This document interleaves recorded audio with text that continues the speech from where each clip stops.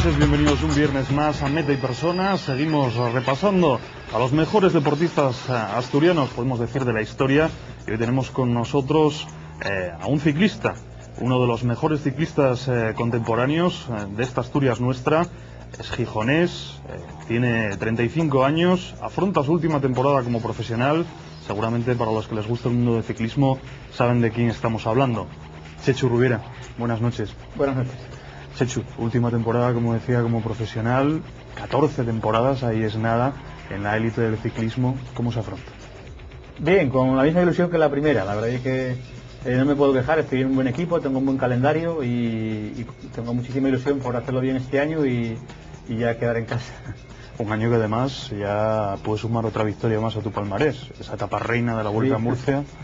Sí, la verdad es que no tengo muchos y son muy bienvenidos. A ver si de aquí al final de temporada todavía puedo añadir alguna más al pequeño palmarés que tengo.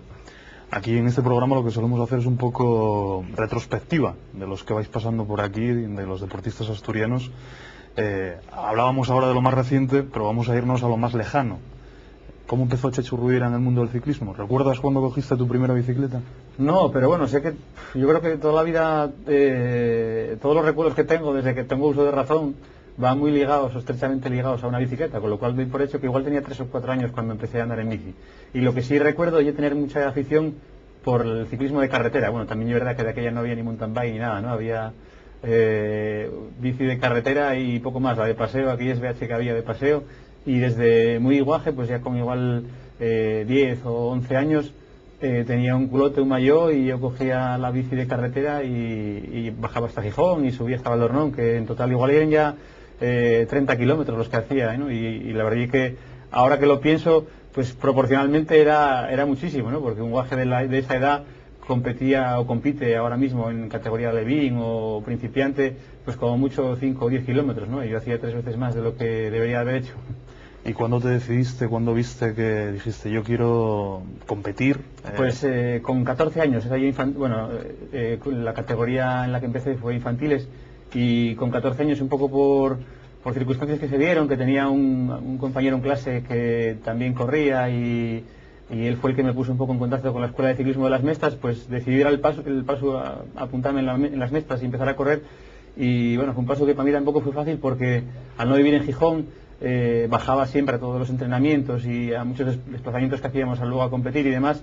Pues yo salía de casa en bici y ya quedaba con la gente para entrenar en Gijón, con lo cual volví a añadir otros 30 kilómetros a cada entrenamiento, ¿no?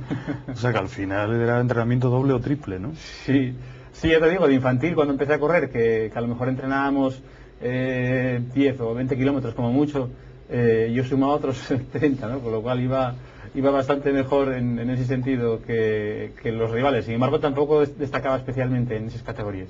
Primera competición creo que fue en grado. Sí, la primera fue en grado, sí. Un circuito que se solían hacer circuitos urbanos, bueno, ahora también se siguen haciendo, pero no tanto como en aquel entonces. Yo creo que antes había bastante más afición entre las escuelas de ciclismo. La verdad es que en casi todos los pueblos e incluso en los barrios había pruebas ciclistas, y entonces era habitual que todos los fines de semana compitiésemos en Grao, en Llanes, en Gijón, en Oviedo. Y bueno, ahora por desgracia tampoco hay tantos guajes como para tener un calendario tan amplio, ¿no? Se ha perdido quizás un poco eso, ¿no? Sí, aunque dicen que hay un repunte, de hecho en la federación y en las escuelas empiezan a notar que ahora en esas categorías más inferiores parece que hay un repunte, igual coincidiendo también con ese baby boom, ¿no? Con toda esa banda de guajes que hay por Asturias y por todos los sitios, pues quizás sí que se empieza a notar ahora en esas categorías inferiores, como te digo, pero todavía sigue habiendo bastante sequía en otras, ¿no? En ese eslabón intermedio que hay quizás entre esas inferiores y los profesionales, por ejemplo, que ahora en Asturias somos casi 8 o 9 profesionales, y sin embargo en amateurs y en cadetes y en juveniles sigue habiendo bastante sequía. Con 14 años, meterte en el mundo del ciclismo, un deporte duro, ¿qué te decían en casa? Bueno, en casa la verdad es que siempre me apoyaron y siempre estuvieron, siempre decidieron que era bueno que yo hiciese deporte sobre todo y que hiciese lo que me gustaba, ¿no? Siempre y cuando, como ocurre en todas las familias, me imagino, y con todos los padres, no aparcase los estudios y pudiese compaginar libros y deporte al mismo tiempo, ¿no? Entonces, lo único, pues como todos los padres, me imagino que tendrían miedo a verme en la carretera, no solo un crío, que además, bueno, siempre hay tráfico y siempre hay peligros añadidos a este mundo del ciclismo, pero la verdad es que nunca me pusieron ningún problema y tengo que agradecerlos porque además fueron todo facilidades. Estudios que no abandonaste porque hay que decir a quien no lo sepa que eres ingeniero técnico industrial. O sea que... Sí, bueno, la verdad es que tardé 10 años en sacar la carrera, que son 3 y 8 y 7 más, pero al final la verdad es que vale la pena. Además, hay quien contaba que te llevabas los libros por ahí de vuelta, ¿no? Sí, al principio, los primeros años sobre todo, los primeros de profesional y sobre todo de amateur, era habitual que llevase apuntes y durante las competiciones solía echar un vistazo y sobre todo los exámenes de febrero, que eran los que mejor me venían porque preparaba toda una asignatura de un curso entero en un solo examen, ¿no? Y entonces en febrero coinciden especialmente en profesionales las concentraciones y en las concentraciones sí que era cuando más me aprovechaba el tiempo para estudiar, intentar luego hacer esos exámenes, porque luego una vez que arrancaba la temporada con el cansancio de la competición ya es bastante difícil centrarse y sacar un buen rendimiento a los libros cuando llegues a lo mejor después de una etapa de 200 kilómetros, aparte de que el día tampoco da para mucho cuando tienes desplazamientos y etapas largas, masaje y un montón de cosas que se van añadiendo a la jornada diaria que no te dejen prácticamente tiempo para hacer otra cosa, ¿no? ¿Les sorprendía a los compañeros que te llevaras los libros? Sí, la verdad es que no hay, por desgracia no hay mucha gente que estudie en el ciclismo, sí que hay otros casos aislados así como el mío, pero no es lo habitual. O sea que bueno, podemos decir que después del ciclismo igual acabamos encontrando un ingeniero, ¿no? Sí, eso me gustaría, lo que pasa es que bueno, ahora mismo tengo el título solo, la experiencia y los conocimientos cero. Bueno, eso se va cogiendo, ¿no? Poco a poco. Eso espero, me imagino que todo el mundo empezó como yo, lo que pasa es que con 10 años menos quizás, ¿no? Nos habíamos quedado en esos 14 años, empiezas a competir, primera competición en grado. ¿Cuándo te das cuenta realmente de que la cosa va en serio?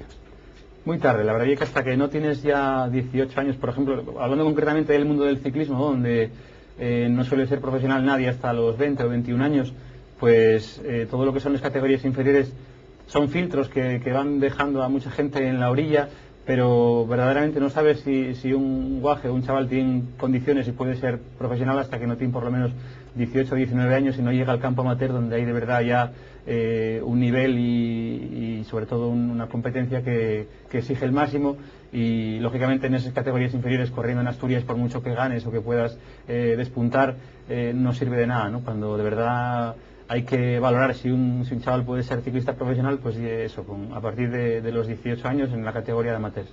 O sea, tienes que, como bien dices, salir fuera, ¿no?, de Asturias, para ver realmente dónde estás, ¿no? Claro, ya son competiciones a nivel nacional, incluso algunas a nivel internacional, como por ejemplo el Tour del Porvenir o carreras de ese estilo, que ya aglutinen un poco a lo mejor de lo mejor de Europa prácticamente, o sobre todo de España, en el caso de carreras tan buenas como la Vuelta a Navarra o el circuito montañés o este tipo de pruebas que suelen ser un poco el punto donde los directores profesionales fijan su atención y un poco en función de los resultados que ven ahí deciden quién tiene condiciones para pasar a profesionales y quién no, ¿no? ¿Buenos recuerdos de esa época amateur? Sí, porque estuve, bueno, el primer año estaba estudiando y la verdad es que no corrí prácticamente nada, estaba en un equipo muy modesto. Y luego el segundo año ya fue cuando ya empecé a ver que, bueno, pues que sí, que igual tenía posibilidades de ganarme la vida con esto. Y estuve en un equipo asturiano que se llamaba Cartans, dirigido por Manzanillo, eso fue en el 93. Y de ahí tengo muy buenos recuerdos, porque además de tener un calendario bueno y tener resultados importantes, había muy buen ambiente en el equipo, éramos todos guajes de aquí de Asturias, con un proyecto muy chulo. La verdad que era un proyecto que lo que pretendía era sacar chavales de Asturias al ciclismo profesional, ¿no? Y dar una oportunidad a toda esta gente que estábamos en ese momento, que éramos una generación de corredores que todos andábamos bastante bien, pero que faltaba ese escalón que gracias a Manzanillo conseguimos, ¿no? Que era el de un equipo amateur competitivo a nivel nacional y con vista un poco de seguir creciendo y seguir forjando chavales, ¿no? Y ese proyecto, pues por desgracia, quedó un poco truncado y entonces al año siguiente lo que hice fue, con la ayuda precisamente de Manzanillo, del director, pasar a un equipo bastante mejor, que era el Banesto Amateur, que era un poco la cantera del Banesto profesional.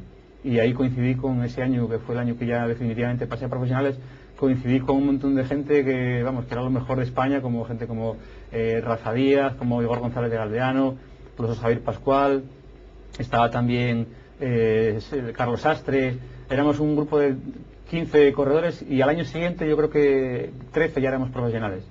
Pero por desgracia no había sitio para los 13 en Banesto, que era lo que queríamos todos, correr en Banesto con Indurain, y entonces cada uno militó donde pudo, ¿no? Cada uno aprovechamos la oferta y la oportunidad que tuvimos, y yo acabé en el RTH en el 95, pero otros acabaron pues en el Euskaltel, otros acabaron en el Santa Clara, otros los únicos que pasaron fueron Chente García Costa, que pasó con Banesto también, y Santi Blanco. Santi Blanco Santi y Chente fueron los únicos que digamos que captaron ese grupo de ese equipo profesional que era el Banesto en ese momento de la cantera. Los demás buscamos un poco el camino por donde pudimos. Como dices, una de las mejores generaciones, ¿no?, del ciclismo español. Sí, yo creo que sí, todavía lo sigue siendo, ¿no? Bueno, la verdad es que generaciones después vinieron que siguen manteniendo un alto nivel, ¿no?, en el ciclismo profesional español, como gente como Óscar Freire o Valverde, no son de esa generación y son de los mejores del mundo también. Pero aquellos años, sin duda que salieron, y concretamente de ese equipo, salieron corredores muy muy buenos, y bueno, todavía seguimos algunos en activo, como gente como Chente García Costa o Carlos Sastre, pues aún seguimos a un nivel bastante bueno.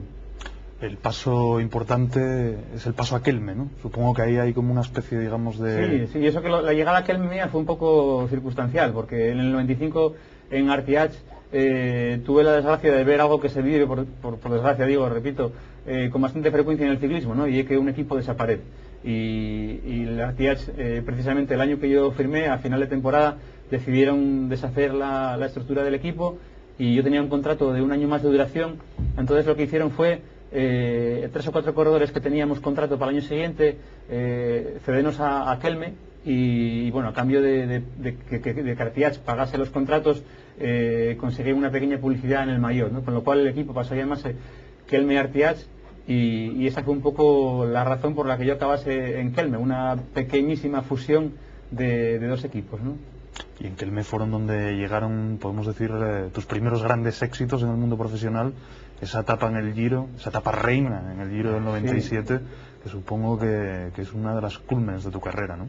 Sí, todavía yo lo que, con más emoción recuerdo de mi carrera, porque bueno, aquello no solo fue la primera victoria, sino que fue una victoria muy importante, y era la primera vuelta grande.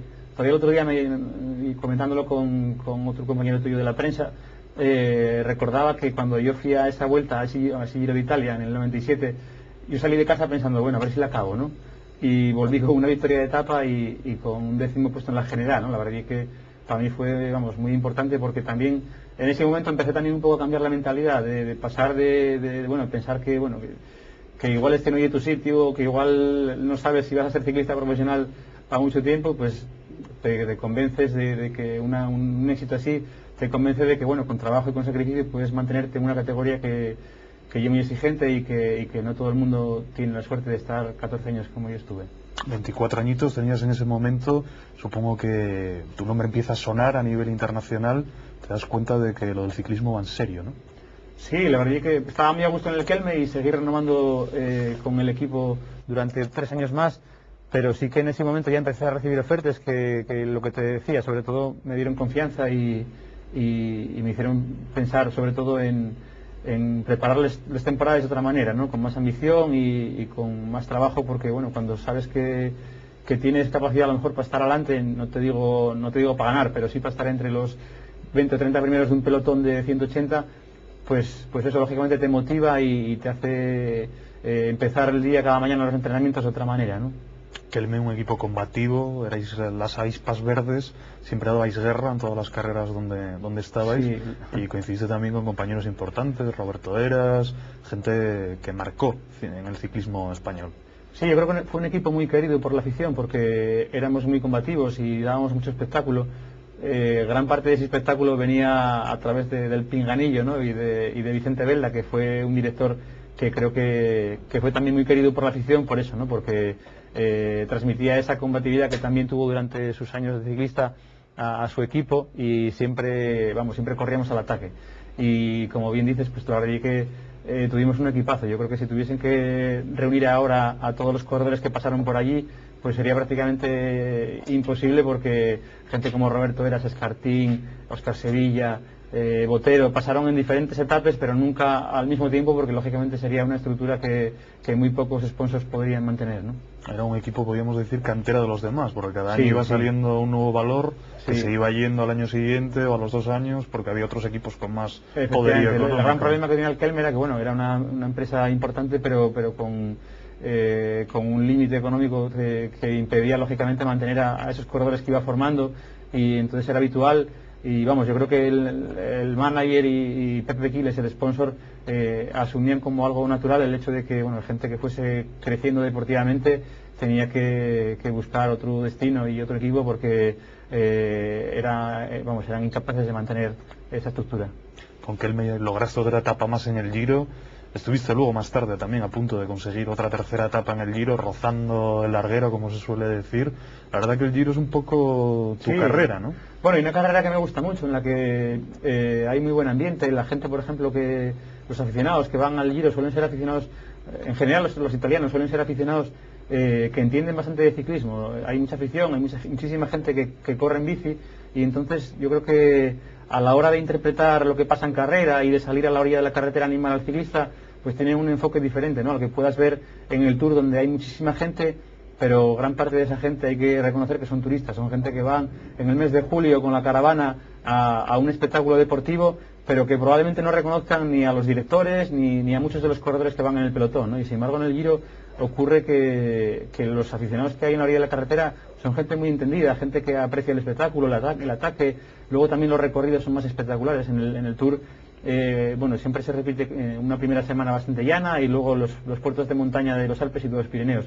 Y sin embargo en el Giro, en cada etapa hay una pequeña emboscada que hace muy atractivo el recorrido y el final, ¿no? Por ejemplo, es muy habitual ver circuitos al final con una pequeña subida que siempre animen al corredor a atacar, y a que haya cortes y a que pasen cosas en carrera, que al final es un poco lo que la gente busca, ¿no? El espectáculo propio del ciclismo y del deporte en general, ¿no?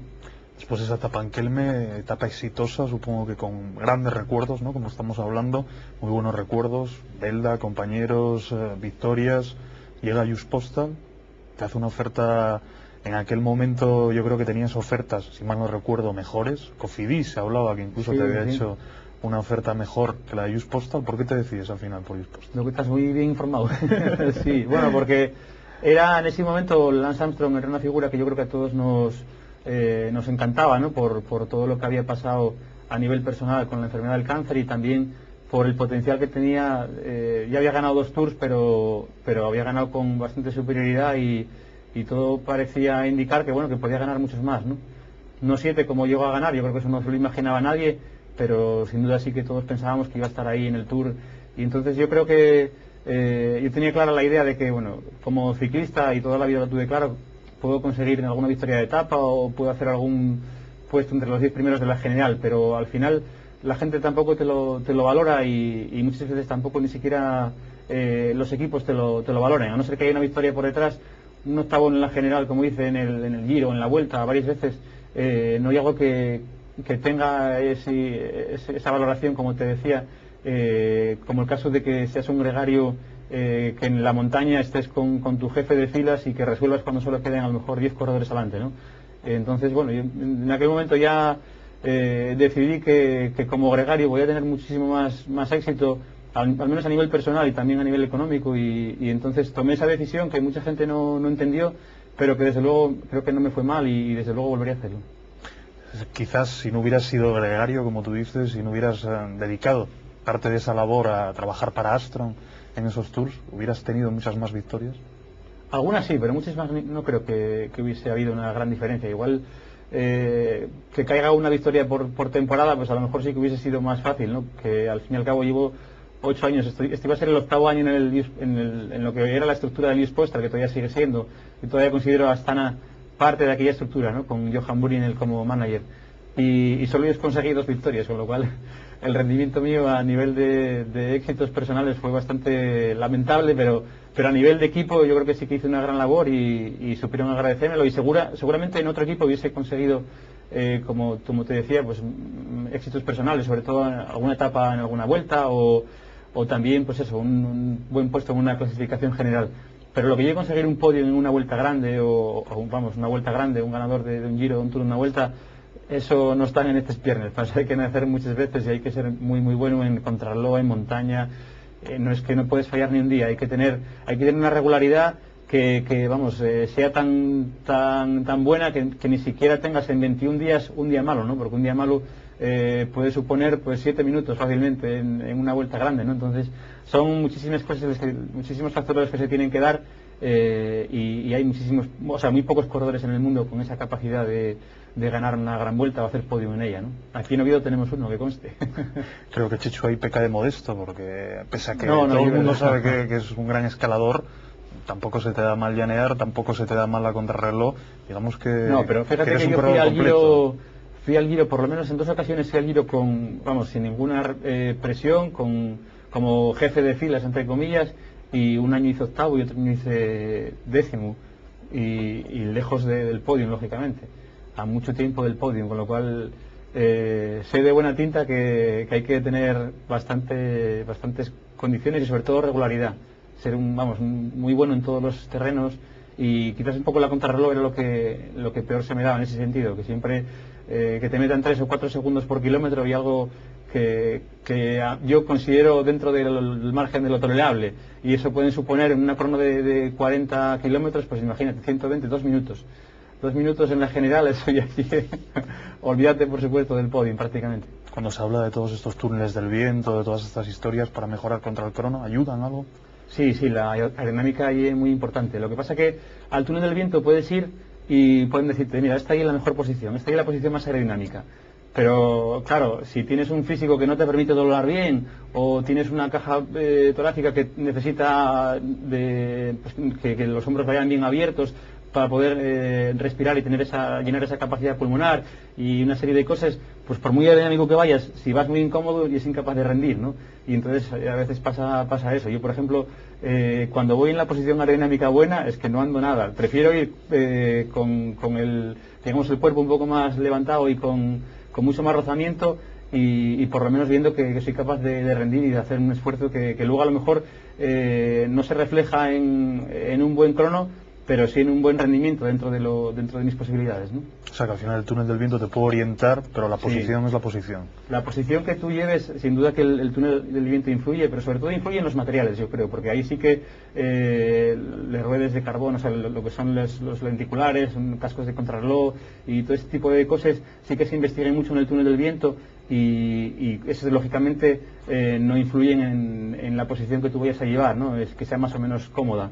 Lo que sobre todo se estudia en el túnel del viento con la persona y eso, el índice de penetración, que te obliga siempre a ir muy muy agachado, y a veces no es fácil esa posición, es muy incómoda, y sí se puede perfeccionar y trabajar, sobre todo y es bueno entrenar en casa con la bici de contrarreloj para acostumbrarte a esa posición, pero como te digo, hay veces que si no naces para esto, mejor que te dediques a otra especialidad. Y todas esas historias, manillas de triatleta, bicicletas especiales como aquella espada de Indurain, al final lo que cuenta es dar pedales, ¿no? Sí, mira, por ejemplo, ahora que nombres Indurain no era especialmente aerodinámico, en la bici iba muy muy levantado, y la posición de él no era ni de cerca de los mejores, y sin embargo él pulverizaba el crono, ¿no? Porque tenía lo que te decía, tenía unas piernas tremendas, ¿no? Era capaz de rodar a 50 por hora o 60 por hora, incluso con unos índices de rozamiento con el aire mucho más altos que sus rivales, ¿no? Pues Chechu, estamos en televisión, ya sabes que siempre manda la publicidad, lo dejamos por el momento, pero solo por el momento, porque todavía nos queda mucho que hablar contigo y mucho que contar. Muy bien. Pues como les decimos, nos vamos a publicidad, 5 minutillos, y regresamos aquí con Chechu Rubiera, el de Valdornón, que todavía nos tiene muchas cosas que contar.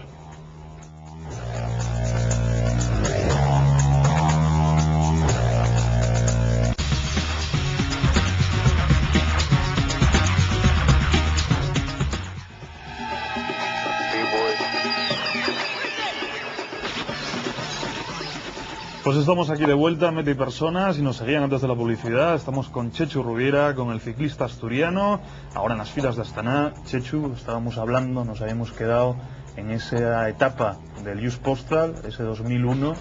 Hablábamos de que quizás si no te hubieras dedicado a las labores de ayudar a Lance Armstrong a conseguir esos tours, podías haber tenido más victorias. Lo cierto es que en ese 2001 fuiste, yo creo, decisivo para que Lance consiguiera un Tour más, con ese ataque que hiciste en Alpe d'Huez, te dejaste a Jan Ullrich ahí por el medio, ¿no? Sí, la verdad que fue de los momentos más importantes dentro de aquel Tour del 2001, porque el equipo falló un poco. Aquel año la verdad que, a pesar de que habíamos preparado muy bien el Tour y teníamos un equipazo con Roberto Eras, con George Hincapie, Tyler Hamilton, llegamos al Tour y la verdad que habíamos hecho unos entrenamientos muy duros en Alpes y en Pirineos, unas concentraciones viendo los recorridos y demás, y yo creo que nos afectó un poco. Hubo mucha gente que salió de esas concentraciones con bastante desgaste, ¿no? Un poco, mucha fatiga. Y entonces llegamos al Tour y el equipo no andaba.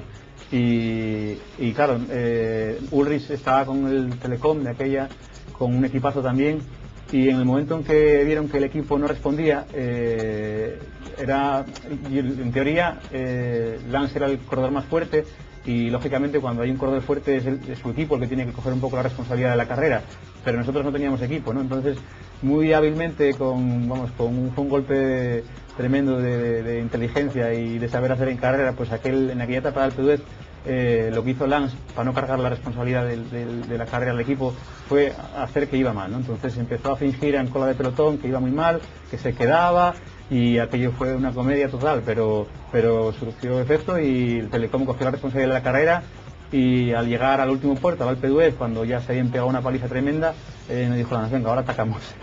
Y atacamos, ganó la etapa, sentenció prácticamente el Tour, y sobre todo fue muy bueno pues aquel detalle, ¿no? que se hizo muy popular, el hecho de haber fingido de aquella manera, y sobre todo pues la prensa durante la retransmisión en directo de la carrera, en la radio, en la televisión, diciendo que Armstrong estaba acabado, que se había acabado la era de Armstrong, que ya había ganado 2 Tours y que ya iba a ser el último, y luego todavía vinieron 5 más, ¿no? Hay que tener mucha sangre fría, ¿no? Para poder fingir que uno va mal, ¿no? Sí, la verdad es que había momentos en carrera, sobre todo subiendo, yo recuerdo subiendo el Guandón, que íbamos a cola, muy mal colocados, el pelotón se estiraba, y yo pensaba, joder, como arranquen ahora adelante, esto se va a cortar, y nosotros atrás, y luego, claro, para remontar esos puestos que tienes perdidos, pues siempre es difícil, ¿no? A veces entre la cabeza y la cola puede haber fácil 20 o 30 segundos que son, claro, tienes que tener unas piernas como las que él tenía, ¿no? Para remontar. Y entonces yo le decía, vamos para adelante, y él, no, aquí. Y cada vez que llegaba una curva de esas cerradas, una paella de esas así muy cerradas, ponía mala cara, y entonces los que iban tirando, que se cruzaban con él a otra altura, ¿no? A otro nivel, miraban y empezaban a hablar entre ellos los Telecom, va muy mal. Empezaban a picarse y a hablar por la emisora con el director, y Lance, en cuanto ya enfilábamos la recta, que ya no le veían, se descojonaba de risa. O sea que es una historia, para los anales del ciclismo y del Tour. Sí, yo creo que fue una etapa muy guapa, y bueno, yo que la viví ahí en persona, la verdad que disfruté muchísimo, porque fue un golpe maestro, ¿no? Y luego siempre todo lo que rodeó a Lance en el Tour, la verdad que fue muy espectacular, ¿no? Porque fue un corredor Tour, todo el mundo sabe que ganó 7 Tours, pero aparte del trabajo que se hacía antes, con el que todos nos involucrábamos, ¿no? Esas concentraciones que te comentaba de Alpes y Pirineos, pues todo lo que rodeaba luego al Tour con famosos que venían a verle y tal, la verdad es que era algo que yo no viví en ningún otro equipo, y que seguramente muy poca gente vivirá en otros equipos, ¿no? Porque el glamour que trajo un poco Lance al ciclismo, como te digo, ¿no? Con llegar con la cantante, con Sheryl Crow, y compartir allí mesa con Sheryl Crow cantando, cosas así que la verdad que recordaré siempre, ¿no? Aparte de lo deportivo. En ese 2001 tú tuviste mucho que ver, quieras o no, en la consecución de ese Tour, y se comenta que Lance, después de 2001, dijo, Chechu Rubira aquí conmigo hasta que yo me retire. Bueno, la verdad es que siempre tuvimos buena relación, y se rodeó de un grupo de gente, no solo yo, ni mucho menos. Hubo gente de su confianza como Acevedo, como Pavel Parnos, como Benjamín, también los últimos 4 años de Lance, como George Hincapie. Hubo una serie de gente que él consideró que hacíamos bien el trabajo, sobre todo en el Tour, y que sobre todo éramos gente que dábamos todo lo que teníamos por un líder como él. Y entonces, en la medida de lo posible, él siempre presionó para que nosotros renovásemos con el equipo, y siempre fue un poco el que más influyó, ¿no? En la decisión nuestra luego de quedarnos. Otro momento importante dentro del Tour fue cuando Lance se cayó en el año 2003, en Luzardiden. También ahí tú tuviste un papel muy importante, ¿no? Sí, además ese fue el Tour más duro para él, porque había una serie de circunstancias durante ese Tour y anterior al Tour, quiero decir, que hicieron que Lance llegase ahí en bastante malas condiciones, pero a pesar de todo fue capaz de ganar, ¿no? Se había separado de la mujer, había tenido también una infección un poco antes de empezar el Tour, luego había caído en Dauphiné Libéré y había tenido una caída bastante grave, grave, había perdido mucha sangre en un corte en el codo y tuvieron que poner el puntos en carrera, y la verdad es que fueron una serie de circunstancias que hicieron que llegase al Tour en mal estado, ¿no? En bastante peor condición de la que había llegado habitualmente. Y a pesar de todo fue capaz de ganar, como te digo. Y ese día de Luz del Ardiden estaba el Tour pues prácticamente en el aire, ¿no? No se sabía muy bien quién podría ser el ganador, pero casi todo el mundo daba por hecho que Ullrich tenía más posibilidades que Armstrong. Y entonces un ataque allí era decisivo para intentar coger tiempo a Ullrich, que hay un corredor que se defiende muy bien en la montaña, pero que Lance se defendía mejor, ¿no? Entonces era prácticamente la última etapa de montaña y Lance atacó allí, pero no sé qué pasó ahí con una bolsa, había un guaje con una bolsa de avituallamiento o algo, que se tuvo la mala suerte Iván Mayo de que se le metiese esa bolsa por la maneta, entre el manillar y la maneta de freno. Entonces, claro, pegó un tirón, cayó Iván Mayo y Lance, que venía detrás, cayó encima y Ullrich se esquivó, y entonces yo, que venía detrás, esperélo, y cuando se puso de pie arrancamos y dije, tranquilo, que voy bien, enlazamos adelante sin problemas. Y cuando estaba tirando para adelante, no sé qué pasó también con un pedal, sabía si un pedal o no sé qué, y patapán, otra vez, que no llegó a caer, pero pegó con el pecho sin el manillar, y entonces tuvimos que volver a parar. Y bueno, también aquel día la verdad es que lo respetaron mucho, había gente por delante que en lugar de acelerar la carrera o atacar, decidieron seguir a una marcha y respetar a un campeón como Armstrong que venía de una caída, ¿no? Y conseguimos enlazar, y nada, a los pocos kilómetros ya me dijo, pon un ritmo ahora fuerte que arranco. Y arrancó, no recuerdo exactamente cuánto tiempo ganó a Ullrich, pero fue decisivo luego para ganar el Tour. La verdad que ganar 7 Tours consecutivos es algo que la verdad es alucinante, ¿no? Porque solo lo que estamos hablando, ¿no? Estas caídas, te puede pasar cualquier cosa, ¿no? Una carrera de 21 días, puedes tener un día malo, puede pasarte cualquier circunstancia, que 7 años consecutivos seas capaz de llegar a totalmente la meta. De acuerdo.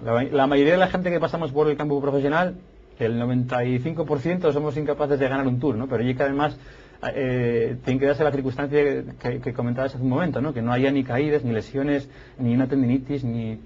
Es que yo a Lance durante el Tour nunca lo vi enfermo, ni siquiera decir, oye, pues comió algo que sentó mal, o no sé, o tiene algo de fiebre porque igual tiene algo de catarro, nada. La verdad es que tenía un físico espectacular, y tiene.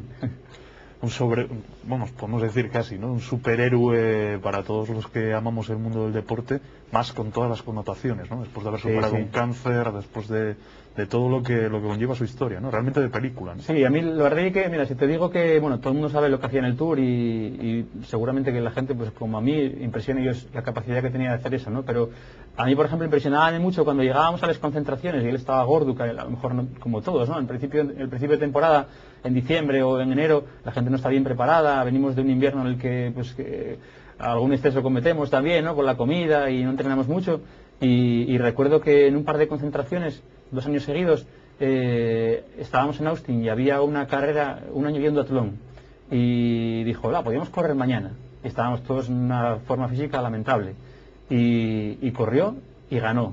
Todos fuimos capaces de acabar, pero muy atrás.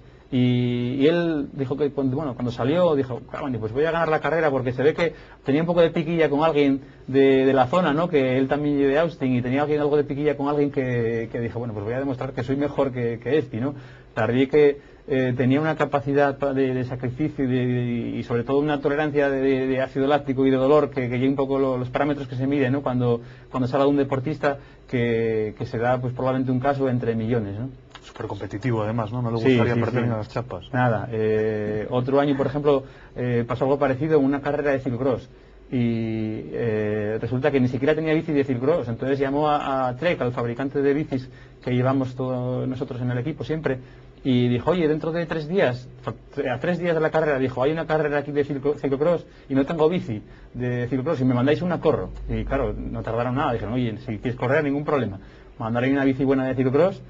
Corrió, el primer día lógicamente lo que hizo fue ponerla a la medida, porque hay una especialidad diferente en la carretera y normalmente necesita un periodo de adaptación y de entrenamiento. Él lo único que hizo fue ponerla a la medida, y a los 2 días corrió y ganó la carrera también, ¿no? Con gente de nivel ahí en Estados Unidos, y eso la verdad es que a mí sorprende más que el hecho de que sea capaz de ganar un Tour de Francia con entrenamiento, ¿no? después de tantos años compartiendo vivencias con Lance, ¿queda una amistad? Sí, todavía es poco. Estuve corriendo ahora en Georgia y en California y hablamos por teléfono y me decía que echaba de menos el ambiente en el equipo y la gente con la que coincidió, toda esa gente que te dije que consiguió en torno a él hacer un grupo de trabajo, y no solo de trabajo, un grupo de amigos bueno, que nos implicábamos mucho en todo lo que era el tour a nivel profesional, pero también fuera de la carrera pues también había una amistad que se sigue manteniendo. Y bueno, la distancia la verdad es que la enfría mucho, pero comentaban eso, ¿no? Que echaba de menos a Acevedo, a Pavel y a gente como yo, que bueno, que jugamos un papel importante en esas victorias, pero sobre todo que creamos un ambiente ahí muy guapo y que sin duda echa de menos, lo echamos todos de menos. Lance puede ser un poco el abanderado del nuevo ciclismo, ¿no? Este ciclismo americano que parece que está siendo, digamos, potente, que parece que va a irse hacia allí bastante dinero, ¿no? Sí, la verdad es que están ahora organizando una serie de carreras.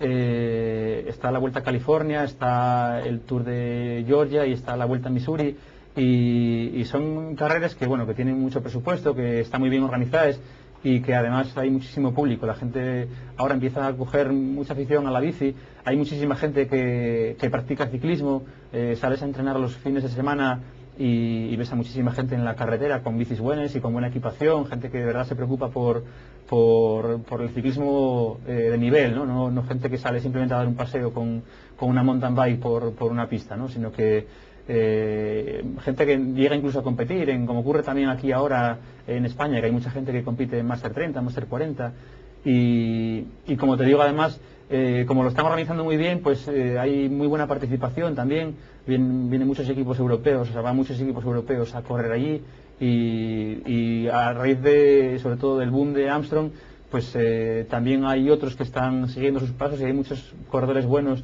que probablemente en un futuro muy cercano sean también referente en el ciclismo mundial, ¿no? Ya lo son, por ejemplo, Josh Hincapie o Chris Horner, Lieve Leifheimer, pero hay muchos sin duda que surgirán en los próximos años. Vamos hacia un ciclismo más global, ¿no? Siempre el viejo continente, Europa, parecía que era, pues digamos, el germen del ciclismo. Sí, la UCI también es un poco lo que pretende, buscar nuevos mercados y buscar un poco un circuito profesional que sea muy exclusivo y muy selecto, un poco como pasa con la Fórmula 1, pero claro, se está encontrando con que no todo el mundo está de acuerdo y tampoco es fácil hacer ese ciclismo y perjudicar a otras carreras históricas como por ejemplo la Vuelta a Asturias, ¿no? Hay que también tener un poco de equilibrio y no es fácil el papel que tiene que jugar ahora mismo la UCI, y están buscando nuevos mercados, como te digo, pues en China. El año pasado yo corrí una carrera en China, una vuelta. Están buscando también en Australia, en Malasia, hay carreras ahora mismo por prácticamente todo el mundo, ¿no? Y un poco la intención es esa, la de hacer un circuito Pro Tour, que es ahí un poco la idea del Pro Tour, de no muchas competiciones al año, pero en las que participen los mejores corredores del mundo. Pero claro, los mejores corredores del mundo quieren participar donde toda la vida se participó, ¿no? En el Tour, en el Giro, en la Vuelta, y al final lo que nos encontramos es con un calendario demasiado cargado. Una Vuelta a China que el año pasado no te dejó muy buen recuerdo, ¿no? No, bueno, dejamos un recuerdo agridulce, como la comida de allí, que a veces tienen esos platos agridulces. Pues así, porque allí encontréme muy bien y gané una etapa y gustóme muchísimo la experiencia de correr en China, pero la carrera se disputaba siempre por encima de los 2.400 metros hasta 4.000 metros de altura. Y claro, eso le llegué muy duro el entrenamiento en altitud, cuanto más la competición en altura, y volví que parecía, bueno, era un cadáver. Y fue volver de China y empezar la Vuelta a España. Y entonces, claro, la Vuelta a España arrastréme, la verdad, y que hice una vuelta penosa. O sea, que la Vuelta a China te pasó factura. Sí, a mí, no solo a mí, hubo más gente, por ejemplo, Brajkovic, un compañero mío que también había estado de líder en la Vuelta a España el año anterior y que buscaba un poco la preparación y la puesta en forma en compitiendo en China de cara a la Vuelta a España, y pasó lo mismo que a mí, él ni siquiera pudo acabar la vuelta. Y un arma de doble filo, ¿no? Puedes ir allí, si de verdad quieres preparar otra carrera que sea próxima en el calendario, lo que tienes que hacer es competir lo más despacio que puedas, aclimatarte bien, porque otro tema allí que nosotros llegamos y a los pocos días estábamos corriendo, y esas altitudes de más de 2.000 metros necesitan una aclimatación y un periodo de adaptación, y nosotros no lo tuvimos, y entonces, bueno, pues fue un poco un fracaso de cara a la preparación de la Vuelta a España. Diferente en Australia, ¿no? A principios de este año, sí, en el Town Outers. En Australia además estaba aquí la gente corriendo Mallorca y en algunas carreras en las que había mal tiempo y ahí estábamos en pleno verano con 40 y pico grados y muy bien, la experiencia también muy guapa porque no conocía Australia y gustaba mucho el país. También lo que te comentaba antes, la afición cuando lleves ciclismo a una zona del mundo en la que no lo hay habitualmente, pues la gente responde, ¿no? Cuando lleves ciclismo a un sitio donde están más acostumbrados a convivir con este deporte, pues bueno, hay veces que la gente, por desgracia, ahora mismo tienen, por desgracia para nosotros, para los ciclistas, tienen tantas alternativas que vas a una llegada de la Vuelta a Asturias y notas esa falta un poco de público y de cariño a pie de carretera, ¿no? Porque la gente, pues como te digo, pues tiene muchas opciones, ¿no? Y entonces en Australia no, en Australia todo lo contrario, la gente deja de hacer lo que pueden hacer habitualmente por ver una carrera que no tienen el resto del año, ¿no? Quizás el ciclismo a veces es un deporte demasiado televisivo. Sí, pero aún así yo creo que el buen aficionado de verdad, como te comentaba antes en Italia, pues sí que disfruta viendo una etapa de montaña en la tele, ¿no? Pero si tiene la ocasión de ir a Vela, va, porque ver el colores y no sé, solo el ambiente de los coches, de la caravana publicitaria, de ver los corredores en directo, la cara de sufrimiento es muy diferente en la tele y en la realidad, ¿no? Y lógicamente tienes el resto del año para ver la tele, para ver las carreras en la tele, y si tienes la oportunidad de ver una competición que te pasa cerca de casa, pues es una pena no aprovechar esa oportunidad, ¿no? Haciendo un símil sería como ver un partido de fútbol en directo y verlo. Pues sí, seguro que ves mucho mejor el partido en la tele, con las repeticiones, con el árbitro si se equivocó o no se equivocó, ves la jugada 4 veces y ya decides si lo hizo bien o mal. Pero el ambiente ese de la gente con los colores de los equipos y los bocines y tal, yo creo que eso pues pasa también en el Tour, ¿no? En el Tour hay muchísima gente que va en una caravana e incluso lleva en la televisión, y a medida que hay veces que estás viendo que pases por delante de ellos y si están viendo el desarrollo de la cabeza, tú a lo mejor igual vas a 5 minutos y entonces ves que no te miren a ti, están viendo la televisión, ¿no? Y curioso porque en el Tour sí que hay esa afición que se mueve con caravanes y que viven también el ciclismo de esa manera. Hablamos de la temporada pasada, esa Vuelta a China, Vuelta a España, y al final el mazazo que no os esperabais de esa desaparición de Discovery, no contabais con ella, todavía tenías un año más de contrato, quizás ahí llegaste a ver o a plantearte incluso la retirada, ¿no? Sí, planteémela porque no tenía nada, acabó la Vuelta a España y yo quería seguir corriendo, pero bueno, el ciclismo todo el mundo sabe que atraviesa unos momentos muy difíciles porque ahora mismo ya es difícil encontrar sponsors y lógicamente cuando iba pasando el tiempo yo veía que nadie se interesaba por mí y dije, bueno, pues llegó la hora, no era lo que yo quería correr un año más, pero si llegó el momento pues ya hay que dejar la bici. Y al final recibí un par de ofertas y sin duda la que más me interesaba era la de Johan, por seguir un poco el planteamiento de estos últimos años, ¿no? Un equipo en el que había gente que ya conocía y un calendario muy interesante.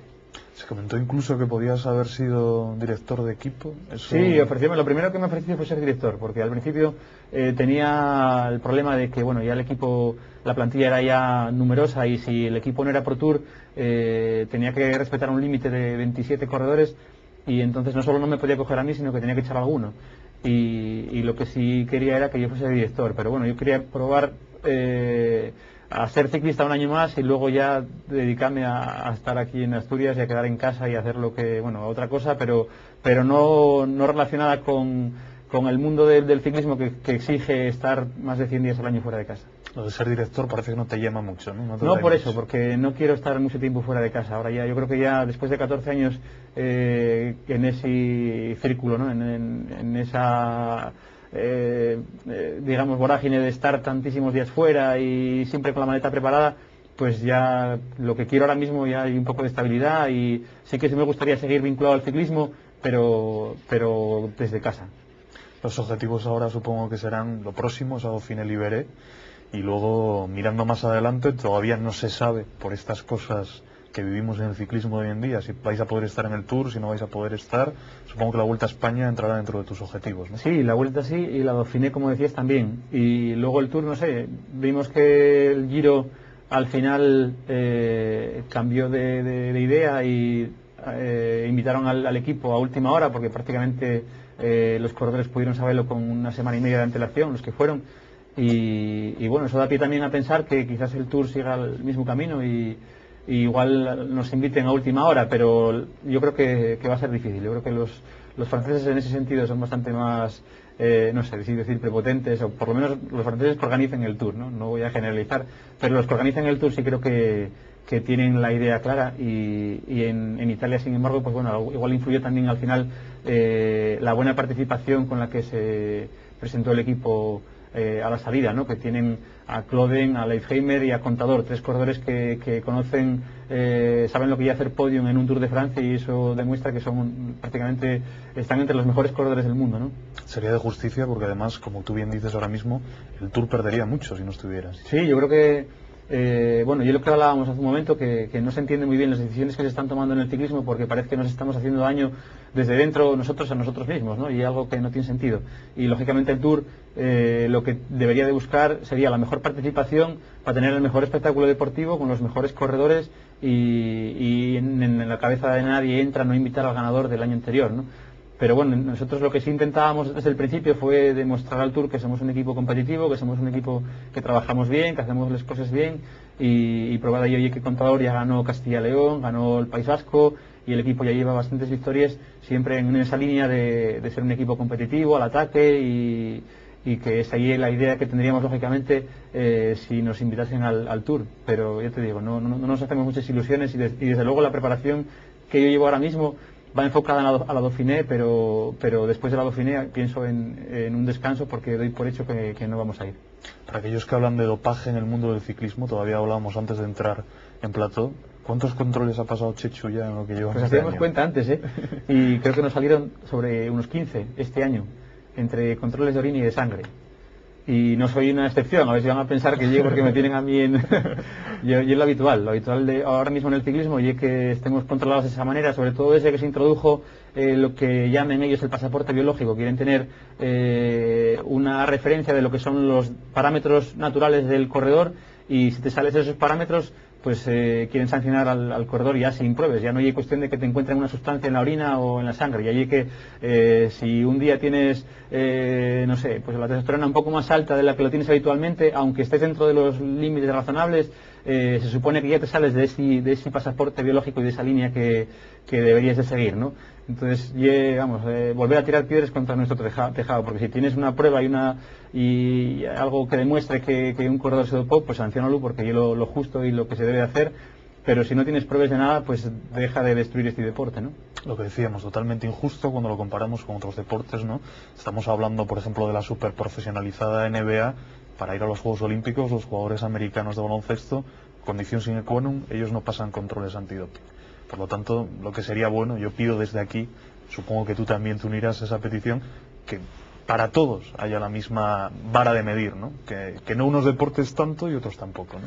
La verdad es que eso estaría muy bien, ¿no? Yo creo que, bueno, no ir por hablar mal de otros, porque yo creo que intento defenderme a mí mismo sin hablar de otros, que además desconozco lo que puedan hacer otros, pero sí que sería bueno que se unificasen criterios, y que, bueno, ya que somos todos deportistas, que la lista de productos dopantes fuese la misma para todos, y de que un poco los parámetros que se siguiesen fuesen iguales, ¿no? Con lo cual, yo creo que en ese sentido, pues los ciclistas igual saldríamos ganando.